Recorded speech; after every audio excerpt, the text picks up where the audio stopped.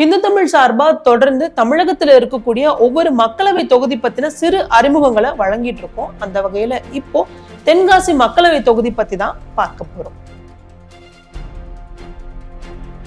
தென் மாவட்டத்துல இருக்கக்கூடிய ஒரே தனி தொகுதி அப்படின்னா அது தென்காசி மக்களவை தொகுதி தான்.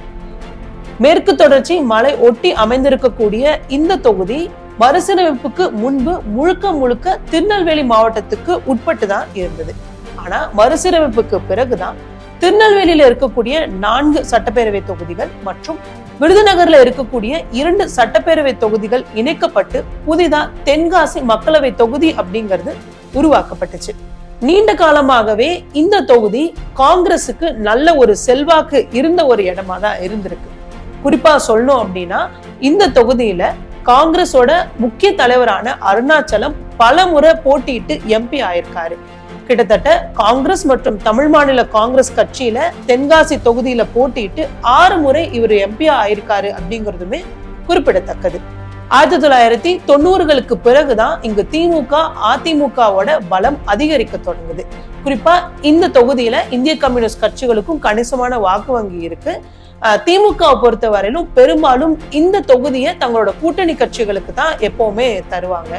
சமீபத்துல நடந்த தேர்தலில் நம்ம பார்த்தோம் அப்படின்னா அதிமுக இந்த தொகுதியில 3 முறையும் இந்திய கம்யூனிஸ்ட் கட்சி 2 முறையும் வெற்றியை பதிவு செஞ்சிருக்காங்க. தென்காசி மக்களவை தொகுதியில இடம்பெற்றிருக்கக்கூடிய சட்டப்பேரவை தொகுதிகள் என்ன? தென்காசி, சங்கரன் கோவில், ராஜபாளையம், ஸ்ரீவில்லிபுத்தூர், கடையநல்லூர், வாசுதேவநல்லூர் ஆகிய சட்டப்பேரவை தொகுதிகள் இதுல இடம்பெற்றிருக்கு. தென்காசி மக்களவை தொகுதியில மொத்தமுள்ள வாக்காளர் எண்ணிக்கை என்ன? 15,16,183. ஆண் வாக்காளர்கள் 7,42,158. பெண் வாக்காளர்கள் 7,73,822. மூன்றாம் பாலின வாக்காளர்கள் 203 பேர். 2019ஆம் ஆண்டு மக்களவை தேர்தல்ல தென்காசி தொகுதியோட நிலவரம் என்ன?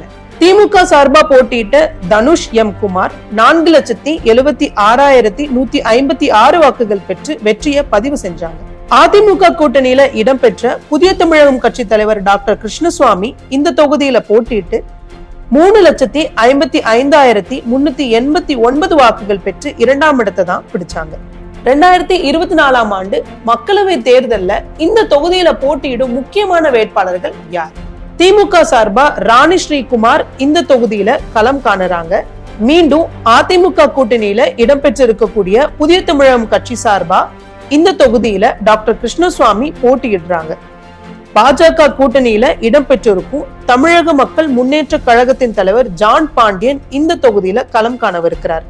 நாம் தமிழர் கட்சி சார்பா இசை மதிவாணன் இந்த தொகுதியில போட்டியிடுறாங்க. இதுதான் தென்காசி மக்களவை தொகுதியோட சிறு அறிமுகம். இதே போல பிற தொகுதிகள் பத்தியும் பார்க்கலாம். இணைந்திருங்கள் இந்து தமிழ் திசையுடன். மேலும் 2024ஆம் ஆண்டு மக்களவை தேர்தல் பத்தின உங்களோட கருத்துக்கள் மற்றும் கேள்விகளை கீழே கமெண்ட்ல சொல்லுங்க. நன்றி.